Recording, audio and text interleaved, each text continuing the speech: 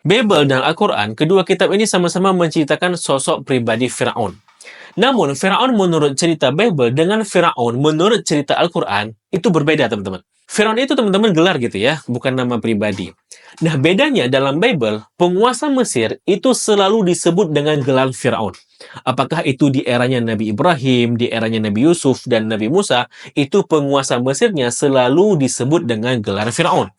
Sebaliknya teman-teman, dalam Al-Quran, gelar Fir'aun untuk penguasa Mesir itu hanya disebutkan pada era Nabi Musa saja. Pada era Nabi Yusuf dan Nabi Ibrahim, penguasa Mesirnya itu tidak disebut dengan gelar Fir'aun, melainkan hanya raja saja. Nah, ternyata teman-teman, fakta sejarah membuktikan bahwa di era Nabi Yusuf dan Nabi Ibrahim, itu gelar Fir'aun itu belum dikenal.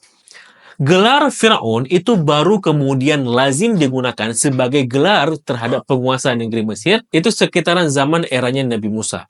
Disebut dengan periode kerajaan baru, yakni sekitar tahun 1550 hingga 1070 sebelum Masehi.